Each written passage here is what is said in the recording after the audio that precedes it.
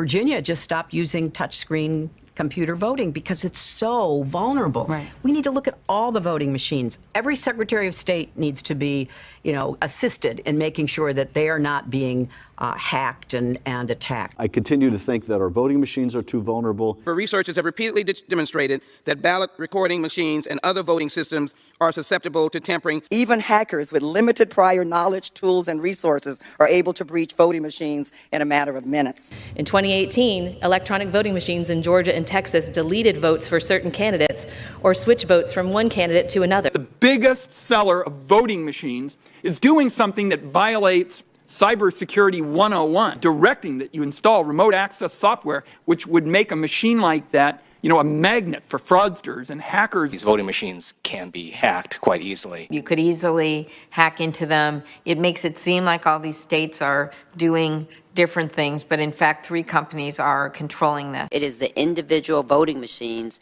that pose some of the greatest risk. There are a lot of states that are dealing with antiquated machines, right, which are vulnerable to being hacked. Workers were able to easily hack into an electronic voting machine. It was possible to switch votes. 43% of American voters use voting machines that researchers have found have serious security flaws, including backdoors. We know how vulnerable now our systems were. I know the hackathon that took place last year, where virtually every machine was broken into fairly quickly. I actually held a demonstration for my colleagues here at the Capitol, where we brought in folks who, before our eyes, hacked election machines.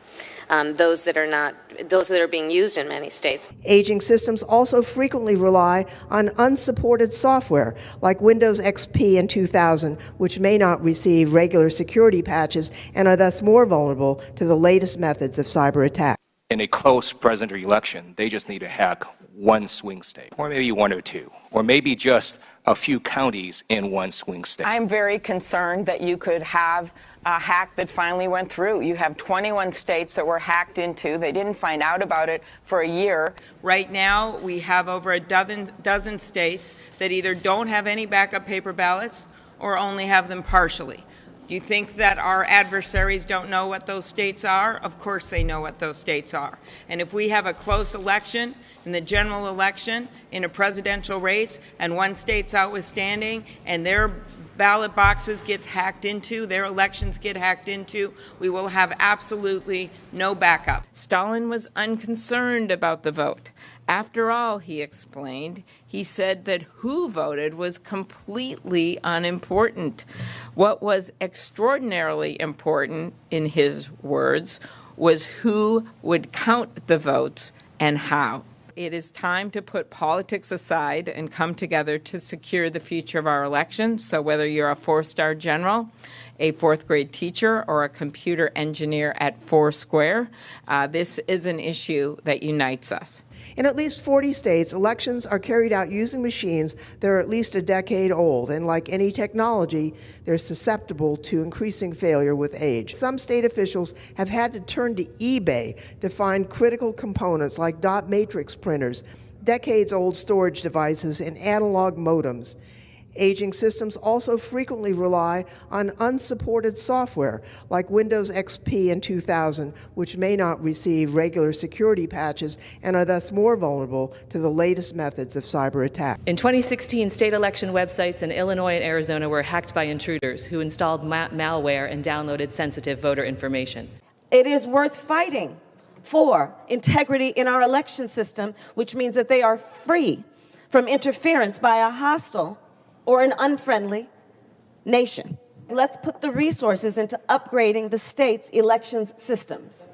Because what we know is this, there are a lot of states that are dealing with antiquated machines, right, which are vulnerable to being hacked. I sit on the Senate Intelligence Committee and Senate Homeland Security Committee.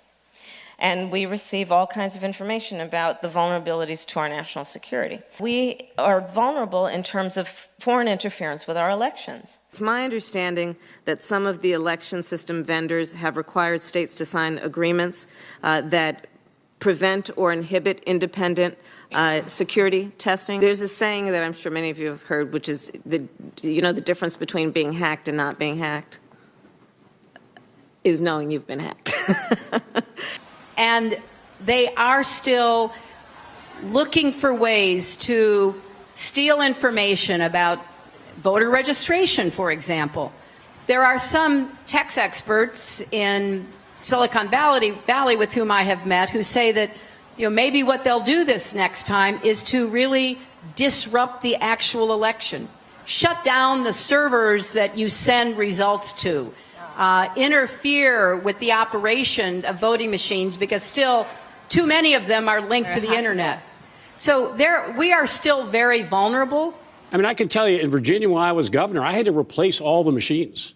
Because I remember when I first voted, when I went to Richmond, moved down as governor, I remember I kept voting in the Senate race, kept voting for the Democrat, Republican name kept coming up. 3 times that happened. What do you mean kept coming up? So, we had the touch screens.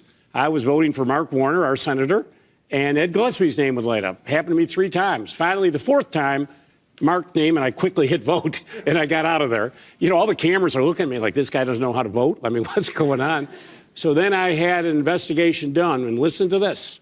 I brought in some technology experts. They were able to hack into our machines from off-site in about 5 or 6 minutes, and within 4 minutes, they were able to change a vote. I decertified all the machines. Now in Virginia, we have paper ballots. 43% of American voters use voting machines that researchers have found have serious security flaws, including backdoors. These companies are accountable to no one. They won't answer basic questions about their cybersecurity practices, and the biggest companies won't answer any questions at all. 5 states have no paper trail, and that means there is no way to prove the numbers the voting machines put out are legitimate.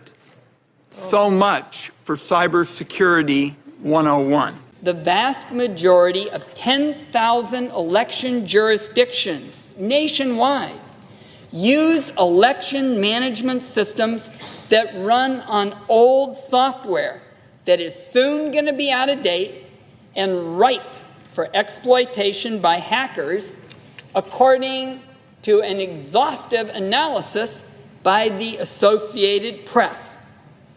Pennsylvania, Wisconsin, Michigan, Florida, Iowa, Indiana, Arizona, and North Carolina, among others, are all at risk.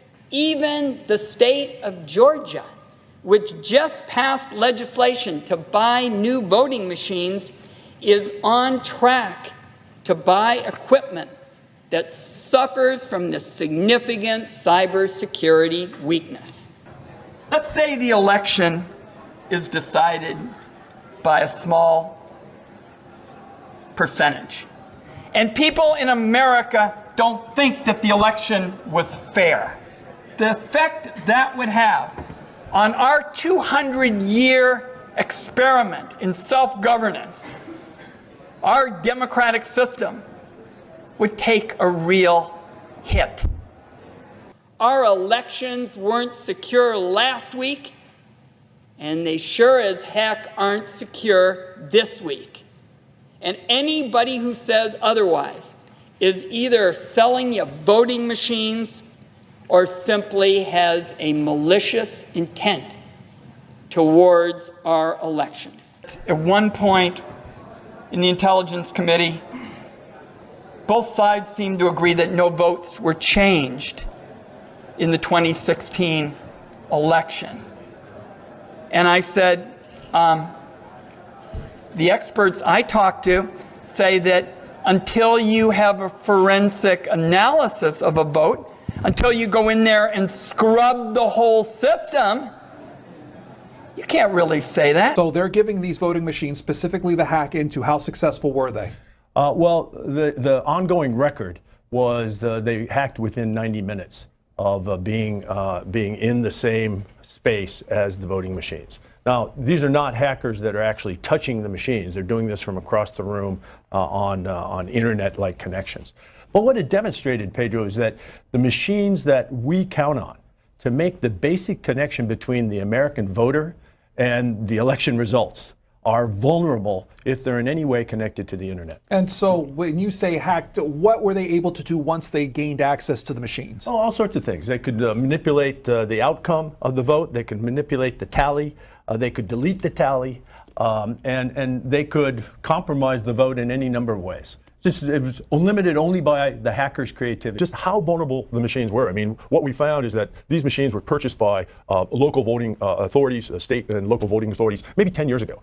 In many cases, the software and the hardware have not been updated, so they're as vulnerable as an old laptop that we might have in your home that you no longer use because it's just so out of date. Then what we found is that the supply chain for these machines is largely unplotted. I mean, we found parts from China, we found digital electronic parts from all over the world. By way of hacking, there's the potential that the actual vote tally could be compromised. So votes could be changed from this to that, or votes could be suppressed, votes could be deleted, votes could be added, so you could actually change the tally itself.